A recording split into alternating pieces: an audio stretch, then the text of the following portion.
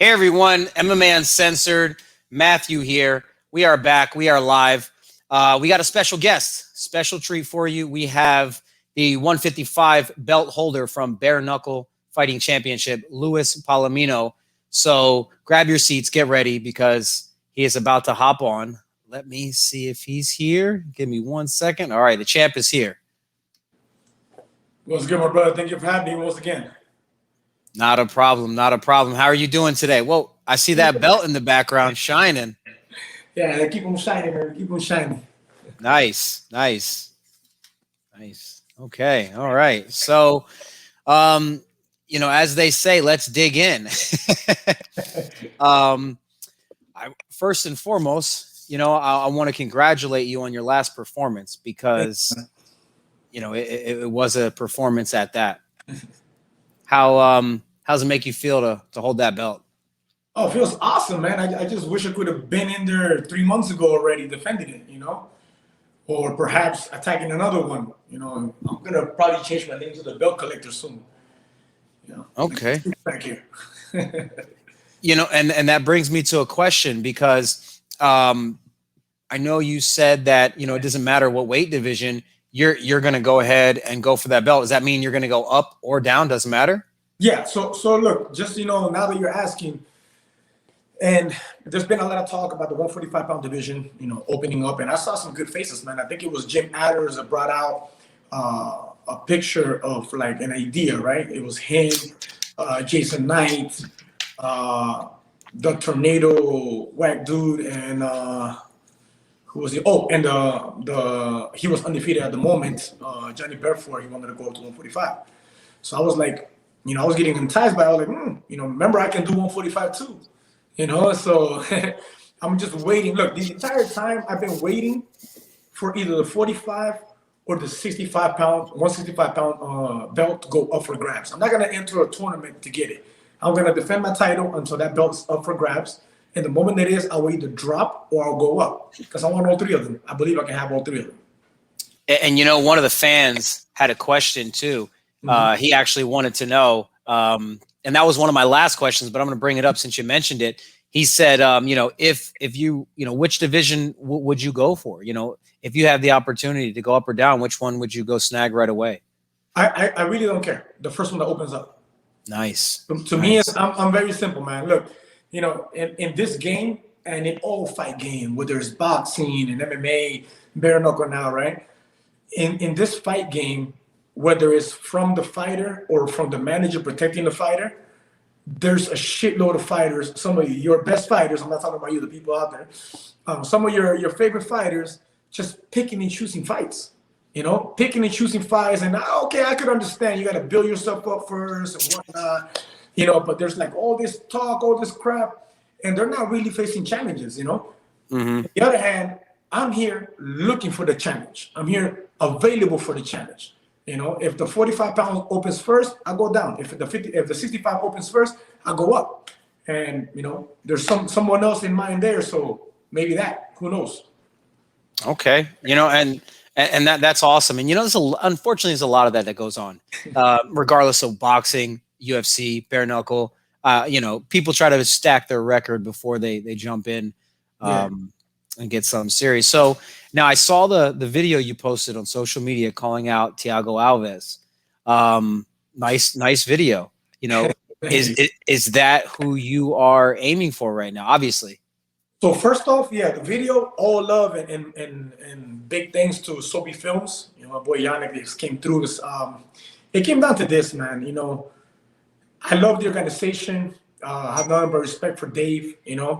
And I know that Dave got a lot in his hands, man. The show's growing so fast, so big, so fast. And I can understand, right? There's people being held up on fights. And it's me, for example, me. I'm 40 years old. I don't feel slow. I don't feel bad. I don't feel nothing bad. I feel great. But at this age, my worst enemy is inactivity. So to me, it came to this point.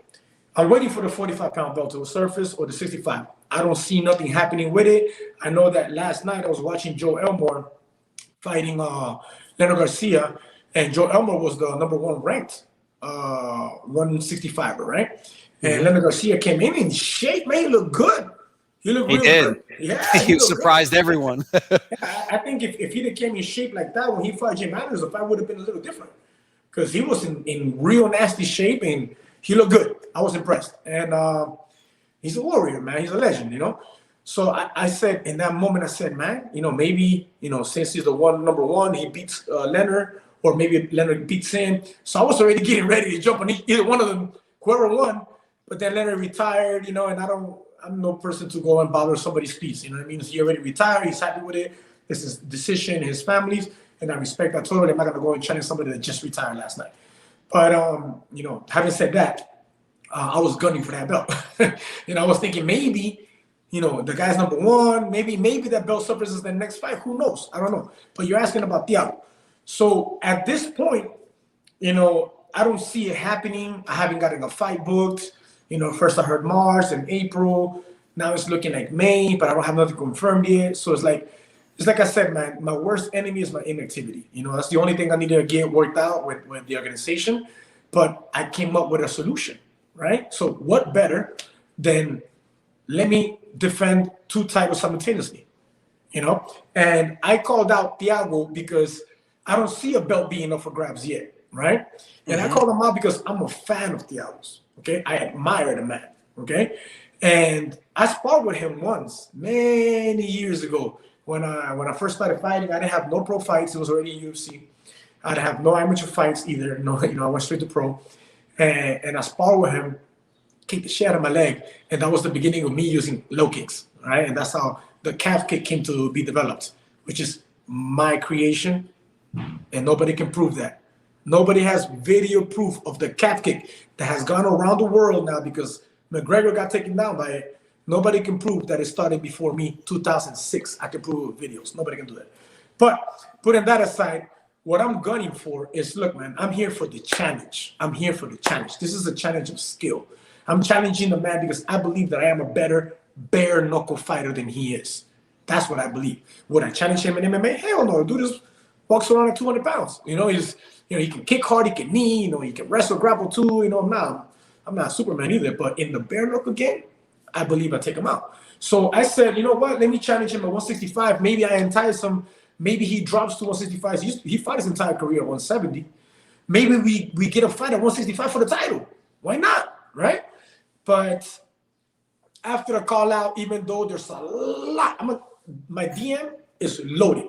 Like loaded. Everybody reacted to that. And everybody wants to see that fight. As far as everybody that follows me, everyone wants to see that fight. So I even said in the video, look, if he doesn't want to drop to 165, just to make the fight happen, because at this point, if it's not a belt, it's a head I want to collect, you know? And it's that's what I want to collect. I want to collect the head of a man that has been in the combat sports for a long time. He's younger than me, so I'm not picking an older man. He's 37 or 40. So I'm not picking him the older dude here.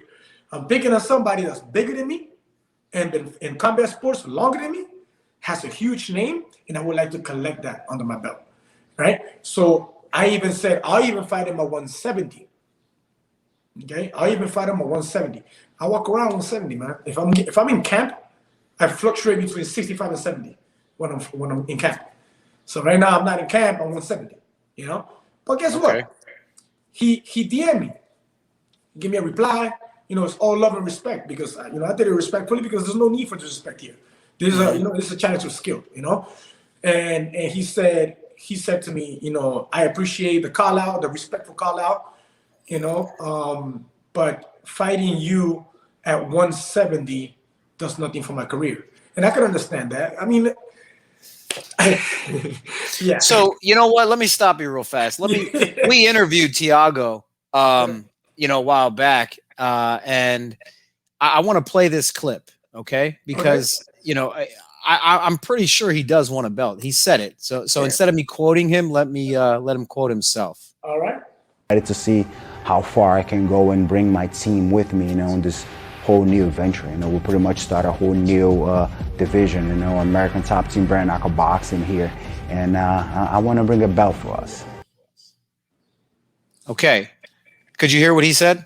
Yes. Yes. Okay. He wants to bring a belt to his gym. They have a whole new division there. He wants a belt. You're giving him the opportunity to get a belt. you know, wow. And it's crazy how you just mentioned that it played the video perfectly. I was going to build up for that, but thank you. So, I mean, what do you got to say to that? I mean, look, I heard a little birdie told me that when he signed with the organization, he was going to fight at 165. This is what I heard. I don't know if it's true. I don't know. But I heard that he was going to fight at 165. Okay. Now, when he first signed, and I was waiting for my fight against Jim Adams, I told Dave, and you can ask Dave this, right? I told Dave, hey, Dave, if his opponent falls off, you better call me, man. I want that fight. I'll take that, right? And because I had heard it was a 165, right? And Dave didn't call me. He called, what's his name? Julian Lane. Julian Lane, yep. Yeah, who's fought at 55, right? And he's known for fighting at 55, right? And after the fight, I went to that event because, you know, my brother Hector Lombard fought that day. I was there. And after the fight, I told him, Dave, I told you to call me, man. What happened? And Dave had told me, yeah, this fight was at 185. And I was like, oh, shit. You know. So all of a sudden, he went up to 185. I don't know what happened. And I know that the Julian Lane fight was in 2 weeks' notice. So I don't know the true stories of everything, but I thought it was a 165-pound fight. Then it ended up being in 2 weeks' notice, a 185-pound fight. You know, and after the call out from Hector Lombard, he tells Hector Lombard, well, if you want to fight me, I'll fight you any day at 175. And I know that Yuli Monster called him out at 175 too, but I want people to know this. I'm not stepping on nobody's toes here. I'm not trying to go over anybody. You know, Yuli is a good friend of mine, okay? I already had been gunning for him before everybody else. I just wasn't doing it publicly, you know? Dave can attest to that because I went straight to the source. I won that fight, you know? So at this point, man, he says fighting me at 170 does nothing for him. But he would take the fight at 175. And I'm a little crazy, man. I am a little crazy. And just to collect the head, and you might go up. I might go up to 75 if the money's right and if there's a title for that. For my, because look, man, I'm the one that's gunning for the fight. Okay, but I'm looking for a super fight here, man. You know, I'm a champion in this sport. Okay, I'm an undisputed champion in this sport. All right, and I'm finishing people pretty fast. That's probably one of the reasons why I'm not getting fights so fast. Okay, and what better than there's a card here in Florida. It's gonna be the biggest one yet in the Hard Rock Stadium. Yeah, like Miami. It's going to be big. 000. It's going to be huge. And he's from America's Top Team. You know, growing up here in Florida, I used to come out in the newspapers where it would say, back in the days, it would say there's other gyms. It was something like other than America's Top Team, because America's Top Team would always have like 5-6 fighters in the card in all the little small organizations. And they would always mention my name because I would win with fashion, right? And my name would be in the mix there.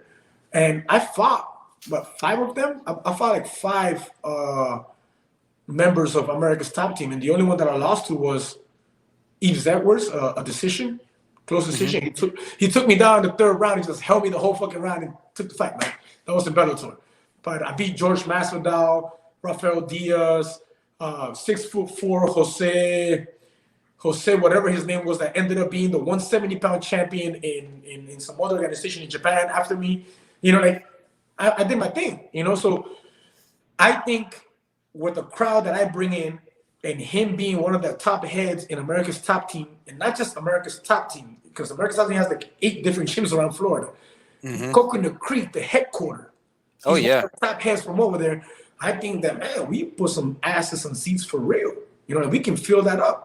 You know, it would be a hell of a show. I don't believe I'm gonna run over a bigger fighter than me. He's more experienced. If you think about it, he's been fighting way longer than me. He's younger than me, as I mentioned. But I don't believe he beats me, and I'm not saying that I beat him easily either. I think it's a fucking war. It's a war, you know, for the fans. You know, and if the money's right and there's a belt for it, I am crazy enough to order 175 because I still believe in myself that I can beat him, even there. You know. There would have to be like a clause in the contract where he can't gain too much the next day, you know, but I'll do it. You know, if the money's right and there's a title for grabs, I'll do it.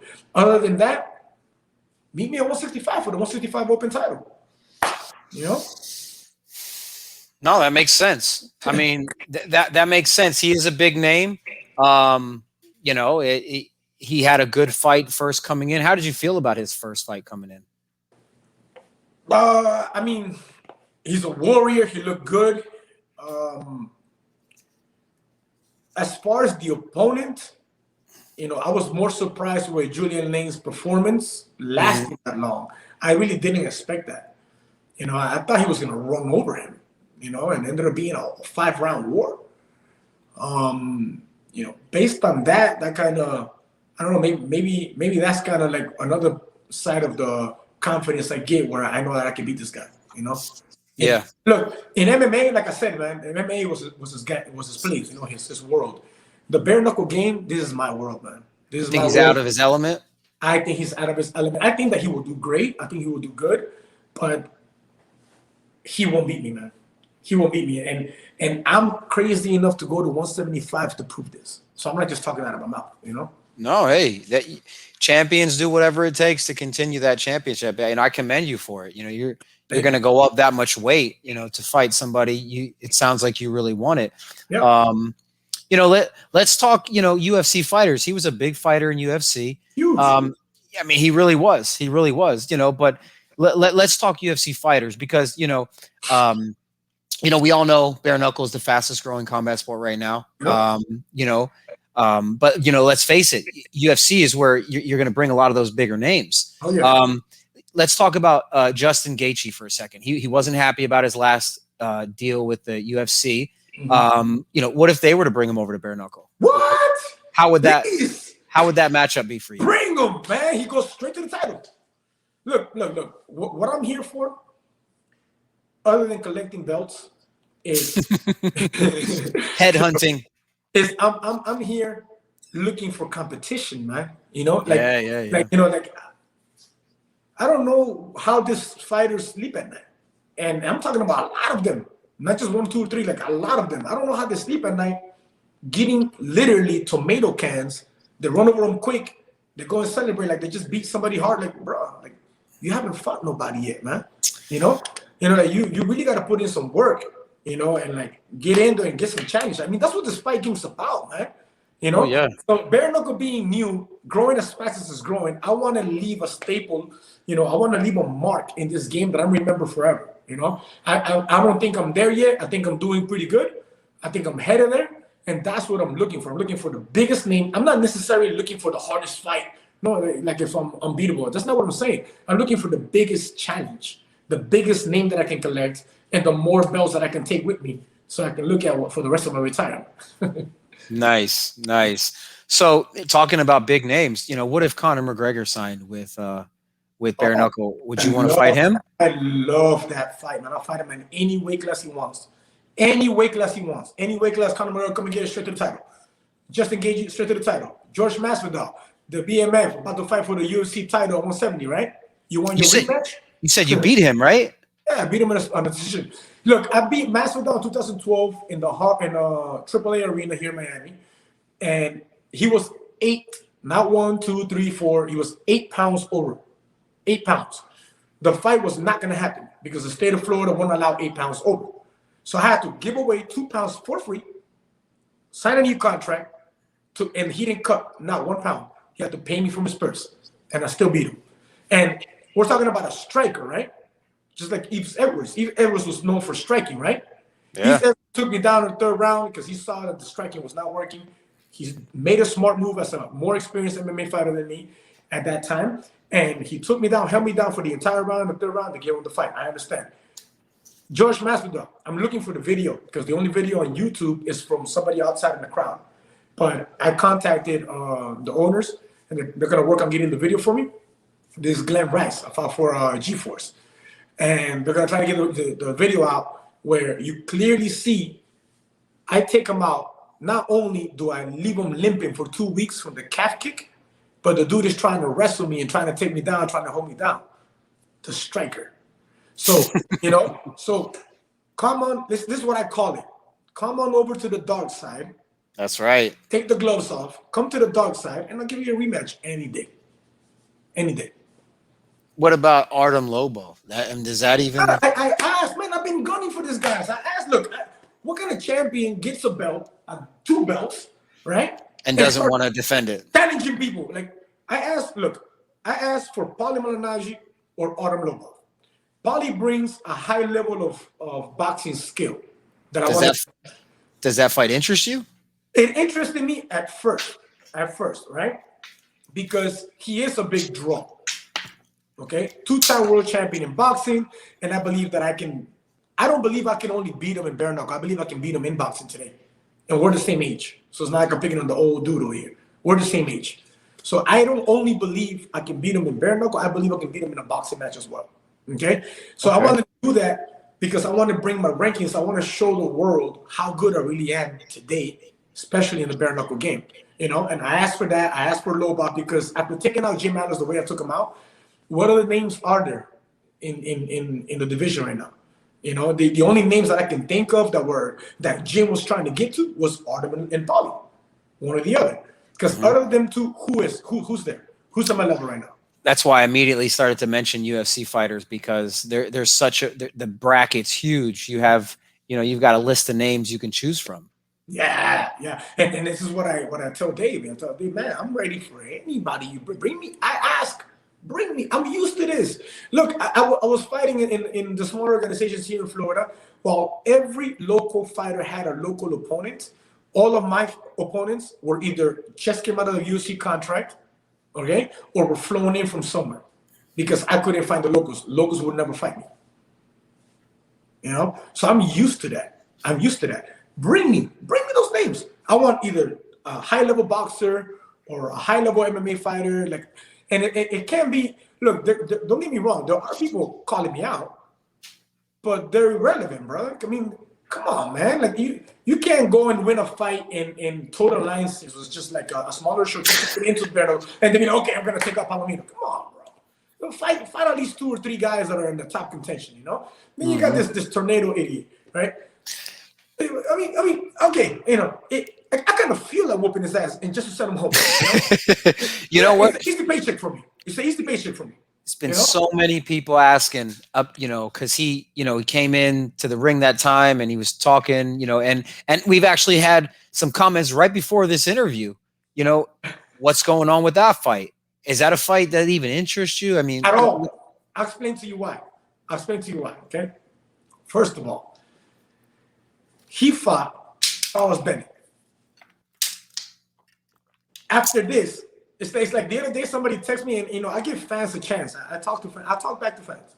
That's good. When they ask me, I give if you can talk, with a clear mind, respectful, with a good balance of being rational, I go back and forth with you if I have the time. Okay, I was going back and forth with this other guy who was saying, "Oh, don't duck the tornado." Duck the tornado, bro. This dude fought a guy that doesn't even train anymore. Okay, a losing record of 30 wins with 41 losses.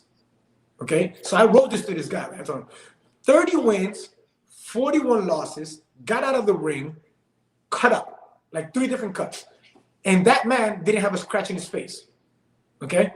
All the way to a decision. You're talking about a guy that I knocked out in the first round 8 years ago when he was relevant. 8 years ago. And now he goes to a 5-round war, gets all cut up, and I'm supposed to give this guy a title shot? How does that make sense to anybody? I mean, I understand if you're a fan of his, but how does that even make sense to you after I tell you this facts? Because it's facts, man. I mean, it's an easy paycheck, don't get me wrong. Just as long as I'm getting paid right, I don't give me whoever you want. Look, I've never been the person to say no to a promoter for a certain opponent. Never. As long as I'm getting paid properly, I'm getting paid right, whoever you want. I'm the champion, anybody you want. I've never had a problem with that. And I never will. Because I'm a warrior like that. I'm here for that. I'm here for the competition. Okay. So you're basically saying Tyler Goodjohn isn't even relevant unless the paycheck's right. Oh, yeah. Okay. I mean, look, man, It makes sense. I have no choice. There's no opponent for me, and the main card is about to go away, and that's the only thing they can give me. Then give me the piece of meat, man, so I can get rid of it real quick and go on a little celebration. You know, but what am I gonna do? You know. So you have any plans on fighting soon? Any, you know? Yeah, I'm gunning for May 21st, man. They're bringing the biggest show to Florida, right? This is my hometown. I'm the champion here. You know, how do you do that show without me on the card? You know, I don't think that Dave has that in mind. It's just a matter of getting the opponent. You know, right now we're looking for an opponent. So I accept the challenge with this guy. I'll even go as far as 175. Let's just, you know, let's make it worth my while, and let's put a title up there, because I'm jumping 2 divisions up, man. I was attacking 45, 55, 65, not 75. I walk around 168, 169. You know, 170 at the heaviest. So, you know, but I'll do it. And I believe I'll take it. That's for sure. Okay. No, well said. Well said. So it seems like that's where you have your eyes set right now. Yeah, now, I really want a Thiago fight. Okay. If there's no there was negotiations with Paulie for like over a month, waiting for this diva, man. Paulie, you a diva, I'm sorry. Oh, that this something about USADA test. Okay. Next thing you know, I hear June. I'm like, I'm not waiting for you. Who the fuck are you? I'm giving you the opportunity to fight for these titles. I'm gonna wait for you? Nah, man. No, I don't have time to be waiting for anybody. I want to stay active. I want to defend my belts or capture more belts and just fight at least 4 times a year. Because I only have like 2 years left, man. You know, my biological clock is running. You know, I feel good because I'm treating my body good. I feed myself good. I rest good. I treat myself. I take care of myself. But, you know, my biological clock is going to run out of me, and I'm not getting enough fights. So that's my only frustration. That's it. You know, and I think I found a solution. Let me defend 2 titles at the same time. Nice. Then you keep me busy. Look, if I lose a fight, I could understand you sit me down. Any fighter. You lose a fight, hey, you know, you just lost a fight, recover, whatever it is. You know, you drop your market. But if I'm winning and I'm knocking people out the way that I'm knocking people out, from November to May 21st would be 7 months without fighting. You know, that's completely against me, and I'm the one that's winning. So I don't think that's right on me. You know what I mean? That's the only thing I want to sort out.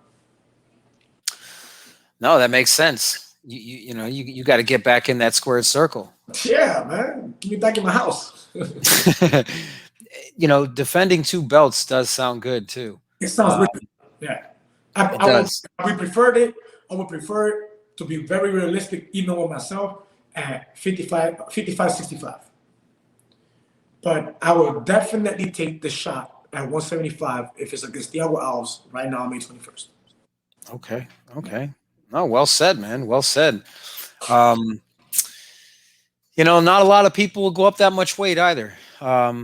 You know, that's the, you know, you're walking around and you obviously stay in good shape if you're walking around at fight weight, basically. You know, you're not really, there's not much of a cut there. That's good. That's good. A lot of fighters gain 20, 30 pounds, and, you know, you see them coming out kind of sloppy, having to get back in there, cut weight, and, you know, they're cutting 30, 25 pounds 2 days before. That's one of my secrets at this age. I don't let that happen. Yeah. No, that's smart. You got to stay ahead of the game. Yep. So let me ask you a question. If they had a celebrity for you to fight, like Justin Bieber, I mean, any one of these celebrities, let's say they wanted you to put the gloves on, what celebrity would you fight? That was one of the fan questions. Yeah, that's a good one. Got to give the fans their opportunity. I know that they walk around a little heavy, but I'll take a shot at Jake Paul or Logan Paul, either one of them. Ooh, nice. Yeah, definitely. You know, now that you brought up, you know, Jake Paul, Logan Paul, how do you feel about this? I know he was just in Miami training with American Top Team guys, actually down there at the GOAT. I mean, how do you feel about that? I mean, I can understand where some people do hate on the fact that he's made so much money, you know, this, but you know what, man? If the man is bringing that much money, he deserves that much money. You know, what are you going to do? You know, you can't hate on other people's success, man. You know, no. The only thing that I would say is, hey, man, give me a shot at fighting you then. You know, look, you're calling out MMA fighters, aren't you? You're calling out MMA fighters, aren't you? I was an MMA fighter for what, 13, 14 years? I'm a bare knuckle fighter now. So why not? And I'm smaller than you, but I'll take the fight So why not? What weight would you fight him at? Whatever way they want. What are they fighting at right now? I know they're Nice. a little big. They're a little big. I know. He's like what, 85? I think so. You know, I'm gonna Do be. you know what weight the fight that with Ben Askren's gonna be at? You know, that's something I really don't follow this guy. I should. I should. I'll be honest with you. He just came into the scene.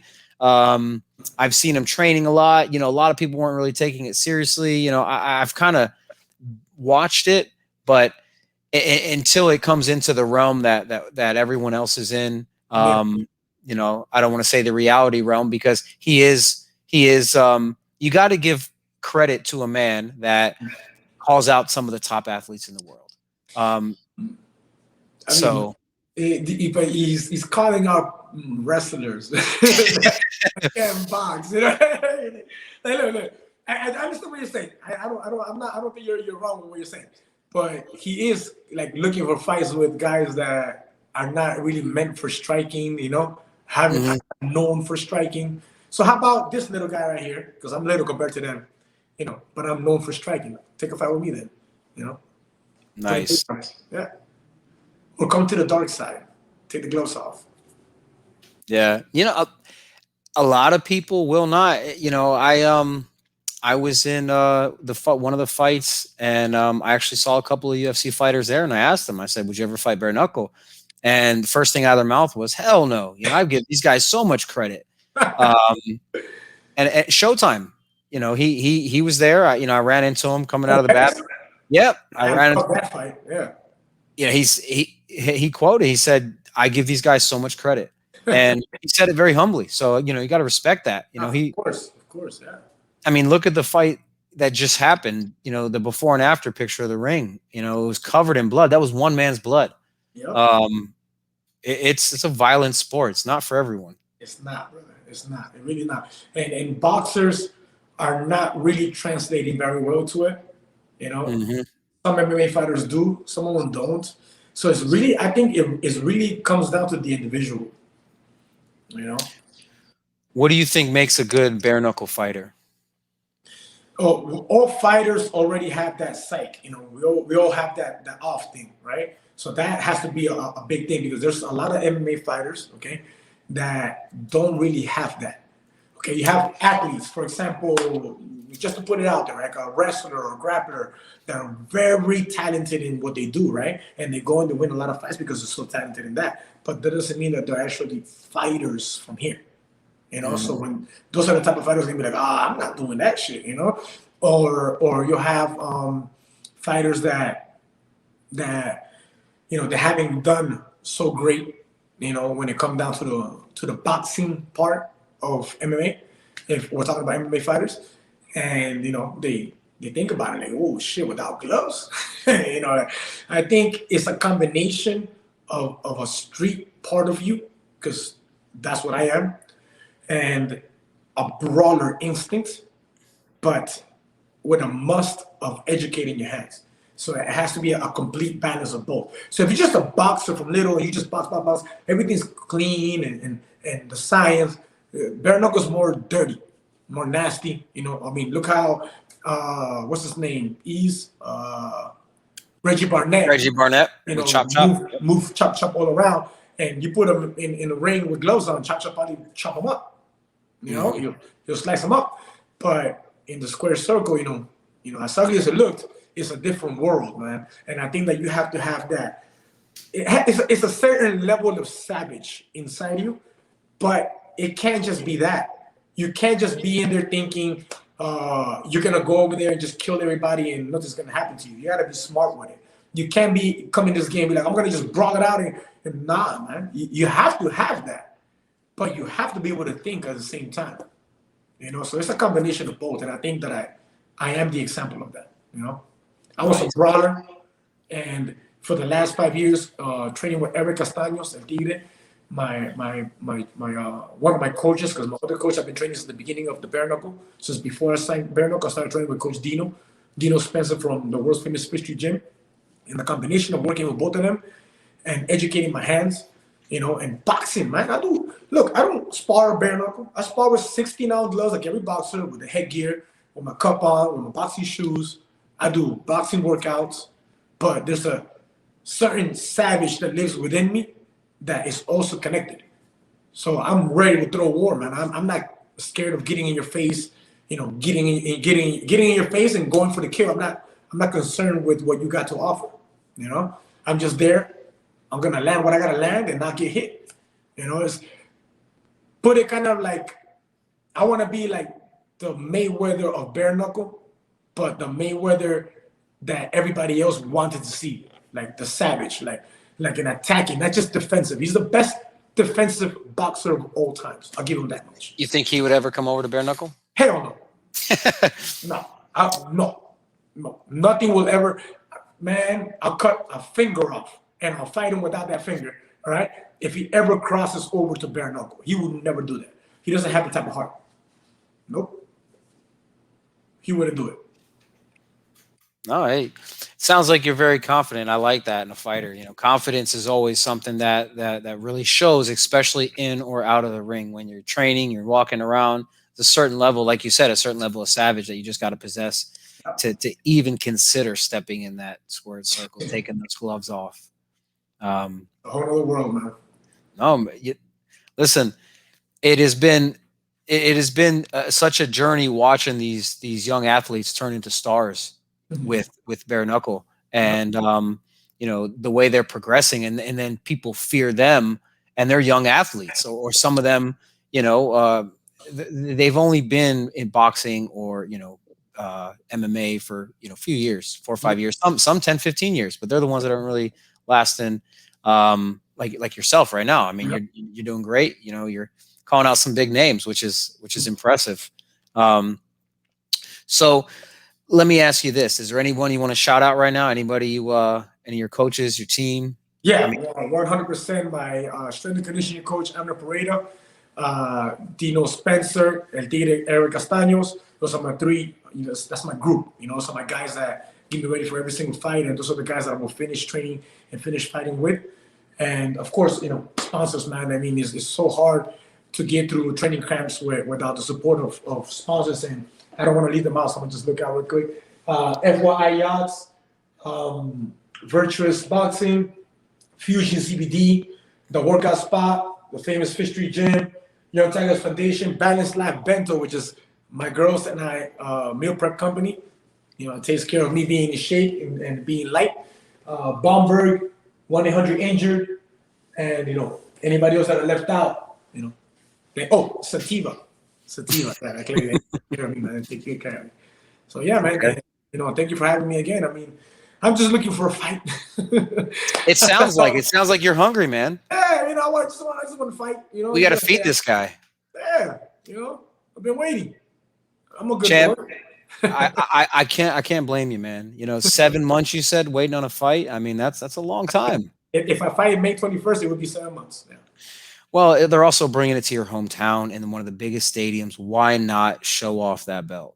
No, I mean, I've been in talks with David, and it looks like a month, which is just a thing of getting an opponent. At first, we were trying to get the Poly guy, and then Poly wants to go June. I'm like, man. So now we're like, you know, it's a thing of getting an opponent. I know I'm going to fight in that card, you know, but, you know, we just got to find out who, so I can get ready properly. That's it. Well, I'll tell you what, if you fight on that card, I can't wait to get that interview. For sure. Champ, it was good talking to you. Thank you. Likewise. It was a pleasure. You know, good luck to you on your next venture, your next fight, and can't wait to do that post-fight interview with you. Thank you, brother. Take care. All man. Right. Listen, you have a good night, and thank you for coming on the show. Thank you for having me, man. Have a good night. All right, you too, sir. Bye-bye. All righty. So you heard it from the champ 155 belt holder, Luis Palomino. He says that he is ready for Thiago Alves. He says that, you know, that's the fight he wants. He will go up to 175 for that fight. So let's see it. If the fans want it, you know, we got to give it to them. We got to give the fans what they want. You know, he good guy, really good guy. You know, you see all the shiny belt in the background. Who wouldn't want to defend that? Especially coming to his hometown at one of the biggest stadiums. So Matthew here, MMA Uncensored. Make sure you follow us on YouTube. Right now, we are waiting on everyone to start following us to see these interviews. So we need you. I know you can see it at the bottom. Follow us on YouTube. All right? Have a great night. MMA Uncensored out. Have a great night, everyone.